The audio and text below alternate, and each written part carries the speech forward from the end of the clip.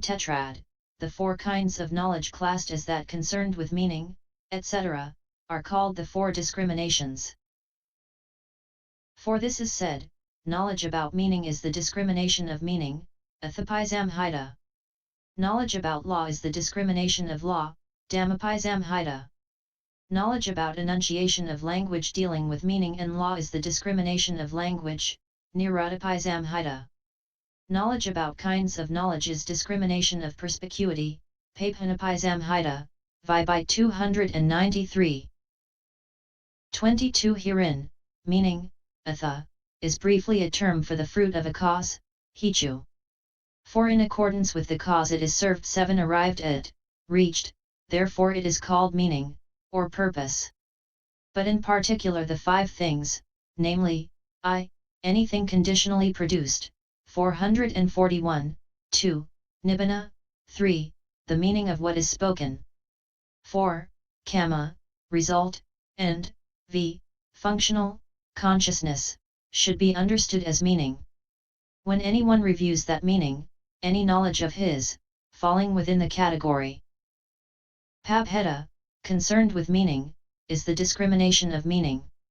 23 Law, dhamma, is briefly a term for a condition, paccaya. For since a condition necessitates, dhāti, whatever it may be, makes it occur or allows it to happen, it is therefore called law, dhamma. But in particular the 5 things, namely, I, any cause that produces fruit, 2, the noble path, 3, what is spoken, 4, what is profitable, and, v, what is unprofitable, should be understood as law. When anyone reviews that law, any knowledge of his, falling within the category concerned with law, is the discrimination of law. 24 This same meaning is shown in the Abhidhamma by the following analysis. A. Knowledge about suffering is the discrimination of meaning. Knowledge about the origin of suffering is the discrimination of law. Knowledge about the cessation of suffering is the discrimination of meaning. Knowledge about the way leading to the cessation of suffering is the discrimination of law. B. Knowledge about cause is the discrimination of law. Knowledge about the fruit of a cause is the discrimination of meaning. C. Knowledge about whatever things are born, become, brought to birth, produced, completed, made manifest, is the discrimination of meaning. Knowledge about the things from which those things were born, became, were brought to birth, produced, completed, made manifest, is the discrimination of law. D. Knowledge about aging and death is the discrimination of meaning. Knowledge about the origin of aging and death is the discrimination of law. Knowledge about the cessation of aging and death is the discrimination of meaning. Knowledge about the way leading to the cessation of aging and death is the discrimination of law. Knowledge about birth, becoming, clinging, craving, feeling, contact, the sixfold base, mentality, materiality, consciousness, knowledge about formations is the discrimination of meaning. Knowledge about the origin of formations is the discrimination of law. Knowledge about the cessation of formations is the discrimination of meaning. Knowledge about the way leading to the cessation of formations is the discrimination of law. E. Here a bhikkhu knows the Dhamma, law, the discourses, songs, expositions, stanzas, exclamations, sayings, birth stories, marvels, and answers to questions. This is called the discrimination of law. He knows the meaning of whatever is said thus, this is the meaning of this that was said, this is the meaning of this that was said, this is called the discrimination of meaning. F. What states are profitable? On an occasion when profitable consciousness of the sense sphere has arisen that is accompanied by joy and associated with knowledge, having a visible datum as its object, or a mental datum as its object, or contingent upon whatever it may be, on that occasion there is contact. For elision cdhs1, there is non-wavering, these things are profitable. Knowledge about these things is the discrimination of law. Knowledge about their result is the discrimination of meaning. Vibh 293-95.8. 25 Knowledge about enunciation of language dealing with meaning and law, 21 There is the language that is individual essence, the usage that has no exceptions. 9 And deals with that meaning and that law. Any knowledge falling within the category concerned with the enunciation of that, with the speaking, with the utterance of that, concerned with the root speech of all beings, the Magadhan. Language that is individual essence, in other words, the language of law, Dhamma, any knowledge that as soon as it hears it spoken, pronounced, uttered, knows, this is the individual essence language, this is not the individual essence language.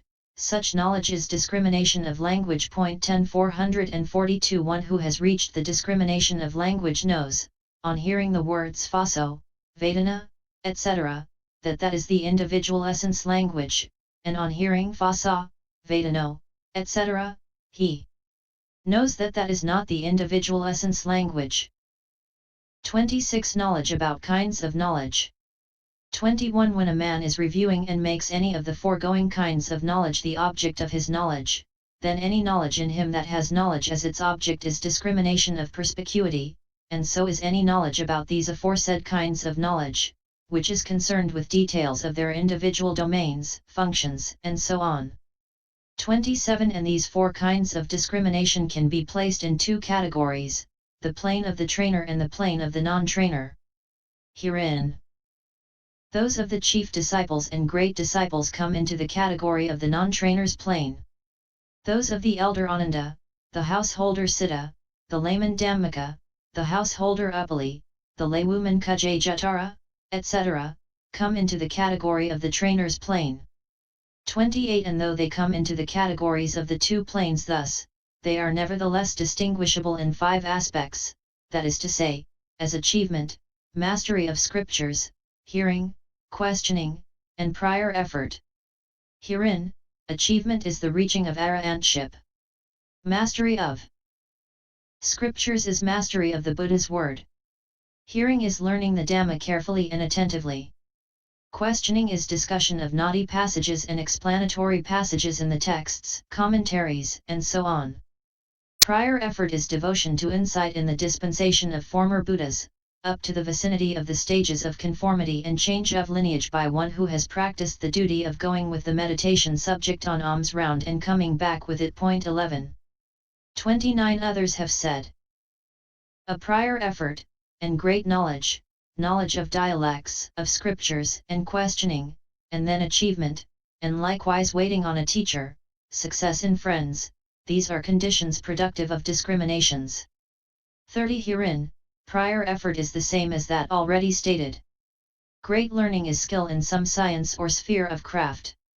Dialects means skill in the 101 tongues, particularly in that of Magadha. Scriptures means mastery of the Buddha's word, even if only of the chapter of similes. 12 Questioning is questioning about defining the meaning of even a single stanza. Achievement is stream entry, or arahantship. Waiting on a teacher is living with very learned intelligent teachers. Success in friends is acquisition of friends such as that. 443. 31 Herein, Buddhas and Pakska-Buddhas reach the discriminations through prior effort and through achievement. Disciples do so through all these means. And there is no special way of developing a meditation subject in order to attain discriminations. But in trainers the attaining of the discriminations comes about next upon the liberation consisting in trainers' fruition, and in non-trainers it does so next upon the liberation consisting in non-trainers' fruition. For the discriminations come to success in noble ones only through the noble fruition as the 10 powers do in perfect ones. So these were the discriminations referred to when it was said above, it is of 4 kinds, as the 4 discriminations. 8. 32. V. How is it developed? Now, the things classed as aggregates, bases, elements, faculties, truths, dependent origination, etc., are the soil of this understanding, and the first 2 purifications, namely, purification of virtue and purification of consciousness, are its roots, while the 5 purifications, namely, purification of view, purification by overcoming doubt, purification by knowledge and vision of what is the path and what is not the path, purification by knowledge and vision of the way, and purification. By knowledge and vision, are they trunk. Consequently, one who is perfecting these should first fortify his knowledge by learning and questioning about those things that are the soil. After he has perfected the 2 purifications that are the roots, then he can develop the 5 purifications that are the trunk. This is in brief. The detail is as follows. B. Description of the 5 aggregates. 33. When it was said above, the things classed as aggregates, bases, elements, faculties, truths, dependent origination, etc., are the soil. The aggregates here are the 5 aggregates, that is to say, the materiality aggregate, the feeling aggregate, the perception aggregate, the formations aggregate, and the consciousness aggregate. The materiality aggregate. 34. Herein, all kinds of states whatsoever that have the characteristic of being molested, rupana, by cold, etc., taken all together should be understood as the materiality, rupa, aggregate. One that is of one kind with the characteristic of being molested. 2. It is also of 2 kinds when classed as a. Primary entity, Buddha, and b. Derived by clinging, upadaya. 35. Herein, a. Primary materiality is of 4 kinds as the earth element, water element, fire element, and air element. Their characteristic, function, and manifestation have been given under the definition of the 4 elements, xi.87, 93, but as to the proximate cause, each has the other 3 as its proximate cause. 444. 36. B. Derived materiality is of 24 kinds as eye, ear, nose, tongue, body, visible datum, sound, odor, flavor, 13 femininity faculty, masculinity faculty, life faculty, heart basis, bodily intimation, verbal intimation, space element, lightness of matter, malleability of matter, wieldiness of matter, growth of matter, continuity of matter, aging of matter, impermanence of matter, and physical nutriment. 37.1. Herein, the eye's characteristic is sensitivity of primary elements that is ready for the impact of visible data, or its characteristic is sensitivity of primary elements originated by kama sourcing from desire to see. 14. Its function is to pick up an object. 15. Among visible data, it is manifested as the footing of eye consciousness. Its proximate cause is primary elements born of kama sourcing from desire to see. 38.2. The ear's characteristic is sensitivity of primary elements that is ready for the impact of sounds, or its characteristic is sensitivity of primary elements originated by kama sourcing from desire to hear. Its function is to pick up an object among sounds. It is manifested as the footing of ear consciousness. Its proximate cause is primary elements born of kama sourcing from desire to hear. 39.3. The nose's characteristic is sensitivity of primary elements that is ready for the impact of odors, or its characteristic is sensitivity of primary elements originated by kama sourcing from desire to smell. Its function is to pick up an object among odors. It is manifested as the footing of nose consciousness. Its proximate cause is primary elements born of kama sourcing from desire to smell. 44. The tongue's characteristic is sensitivity of primary elements that is ready for the impact of flavors, or its characteristic is sensitivity of primary elements originated by kama sourcing from desire to taste. Its function is to pick up an object among flavors. It is manifested as the footing of tongue consciousness. Its proximate cause is primary elements born of kama sourcing from desire to taste. 41.5. The body's characteristic is sensitivity of primary elements that is ready for the impact of tangible data, or its characteristic is sensitivity of primary elements originated by kama sourcing from desire to touch. Its function is to pick up an object among tangible data. It is manifested as the footing of body consciousness. Its proximate cause is primary elements born of kama sourcing from desire to touch. 42. Some 16, however, say that the eye is sensitivity of primary elements that have fire in excess, and that the ear, nose, and tongue are sensitivity of primary elements that have respectively air, earth, and water in excess, and that the body is that of all four equally. Others say that the eye is sensitivity of those that have fire in excess, and that the ear, nose, tongue, and body are sensitivity of those that have respectively aperture, air, water, and earth in excess. They should be asked to quote a sutta. They will certainly not find one.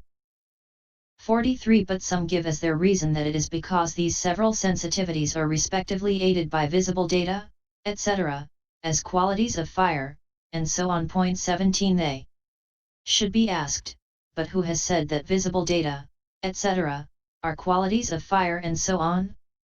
445. For it is not possible to say of primary elements, which remain always inseparable, 18, that this is a quality of this one, that is a quality of that one. 44. Then they may say, just as you assume, from excess of some primary element in such end.